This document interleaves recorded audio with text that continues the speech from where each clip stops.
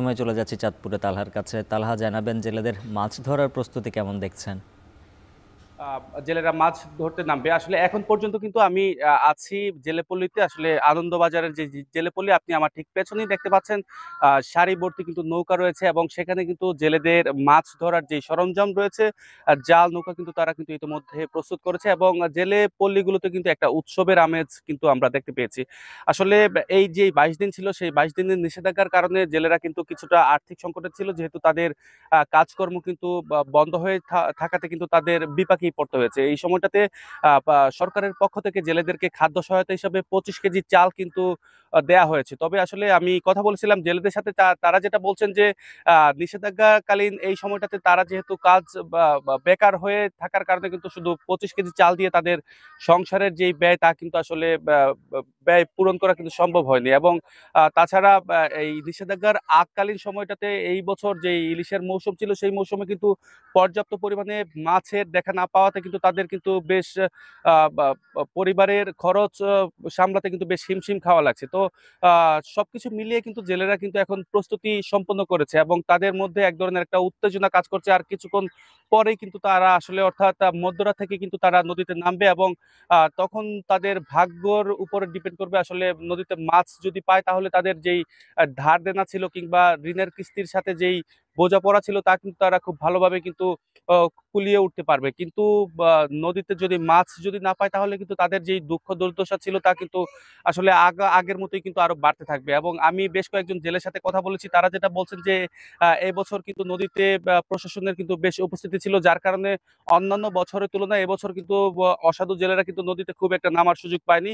এবং এই প্রত্যাশার জায়গা থেকে যারা মৎস্য কর্মকর্তা রয়েছে তারা বলছেন যে এবছর যেহেতু ইলিশ ডিম পাড়ার ভালো সুযোগ পেয়েছে, আগামীতে আসলে জাটকার উৎপাদন বাড়বে এবং সেই সাথে দেশের যে নদ নদী রয়েছে সেখানেও কিন্তু ইলিশের উৎপাদন কিন্তু বাড়বে বলে কিন্তু তারা প্রত্যাশা করছেন। তো সবকিছু মিলিয়ে মাছ ধরার নিষেধাজ্ঞার এই ছিল আমার কাছে সবশেষ। এবারে জানবো পটুয়াখালীর চিত্র। জসিম, জানাবেন নিষেধাজ্ঞার শেষ মুহূর্তে সাগর নদীতে প্রশাসনের নজরদারি কতটুকু সক্রিয়? এই যে ঝিলেপল্লীতে এখন একটি উৎসবের আমেজ শুরু হয়েছে, কেননা 22 দিন তারা ঘাঁটি অবস্থান করছিলেন এবং এই সময় তারা জাল মেরামত, ট্রলার মেরামত সহ সাংসারিক অনেক কাজে ব্যস্ত ছিলেন। কিন্তু 22 দিন পরে আজ রাত 12টা 1 মিনিটের পরেই কিন্তু তারা সমুদ্রে মাছ শিকারে যাত্রা করবেন এবং এছাড়া যে উপকূলীয় অঞ্চলের যে সকল নদ নদী রয়েছে সে সকল নদ নদীর তীরের যে হাজারো জেলে রয়েছে তারাও কিন্তু প্রস্তুতি সম্পন্ন করেছেন। রাত পার হলেই সকাল থেকেই তারা মাছ শিকার করবেন। তো এই 22 দিনের মা ইলিশ সংরক্ষণ অভিযান যে সফল হয়েছে তার প্রমাণ রেখেছেন এখানকার উপজেলা, জেলা পর্যায়ের নৌবাহিনী, কোস্টগার্ড, সেনাবাহিনী এবং নৌপুলিশ সহ মৎস্য অফিসার, মৎস্য অধিদপ্তর, তারা কিন্তু যৌথ অভিযান পরিচালনা করেছেন। আপনাকে জানিয়ে রাখি, এই মা ইলিশ সংরক্ষণ অভিযানের যে মাছের মা ইলিশ ডিম যাতে নির্বিঘ্ন দিতে পারে সে কারণেই কিন্তু সকল নদ নদীতে প্রশাসন ছিল কঠোর নজরদারি এবং টহল ছিল জোরদার।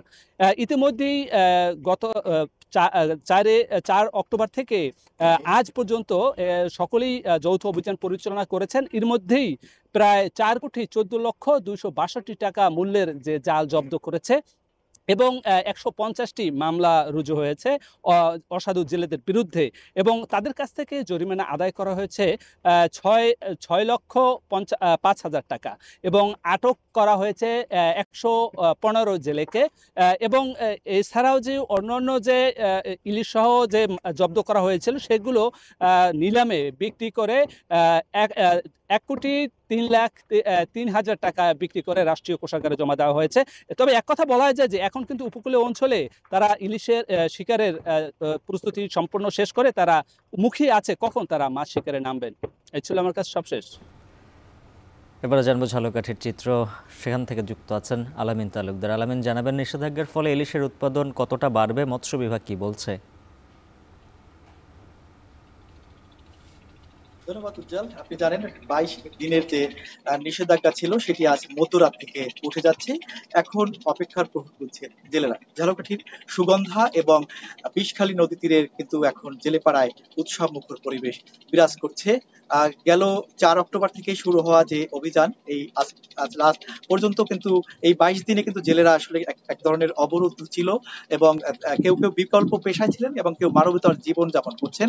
আজ মধ্যরাত পেরোলেই কিন্তু সেই সবকিছুরই অবসান ঘটবে। তারা আবার ঝাঁপিয়ে পড়বেন নদীতে এবং তারা যে বিগত এই 22 দিন যে একটু কষ্ট করেছেন, ধার দেনা হয়েছেন, সেটি ইলিশ ধরার মধ্য দিয়ে কিন্তু সেটি তারা পুষিয়ে নেয়ার চেষ্টা করবেন।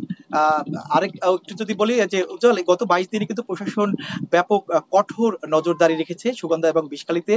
পাশাপাশি মৎস্য বিভাগ সহ আইন শৃঙ্খলা রক্ষা বাহিনী কাজ করেছে। এই 22 দিনে ঝালকাঠি সুগন্ধা নদীতে থেকে 12 লাখ মিটার কারেন্ট জাল জব্দ হয়েছে, যার আনুমানিক বাজার মূল্য 2,48,00,000 টাকা এবং 22 জন জেলেকে বিভিন্ন মেয়াদে কারাদণ্ড দেওয়া হয়েছে এবং মৎস্য সুরক্ষা আইনে কিন্তু 29টি মামলাও হয়েছে।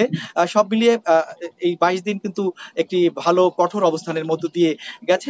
আমি এখন এই নদীতে রয়েছি, আমার সাথে প্রশাসনের এবং মৎস্য বিভাগের লোকজন রয়েছেন, যারা মৎস্য কর্মকর্তা রয়েছেন। তারাও কিন্তু একেবারে এই শেষ দিন পর্যন্ত এই অভিযান চালিয়ে যাচ্ছেন এবং তারা বলছেন যে আসলে এবার কঠোরতার কারণে কিন্তু ইলিশ প্রচুর ডিম ছাড়তে পেরেছে। এই কারণে কিন্তু নদীতে জেলেরা কিছুদিন পর প্রচুর ইলিশ ধরতে পারবেন। তো উজ্জ্বল, এর বাইরে যদি বলি, ঝালকাঠি জেলায় কিন্তু প্রায় 8,000 নিবন্ধিত জেলে রয়েছেন। তারা অপেক্ষা করছেন এখন মাছ ধরার। এই 22 দিনে কিন্তু তাদেরকে সরকারি বরাদ্দের যে চাল সেটিও কিন্তু দেয়া হয়েছিল।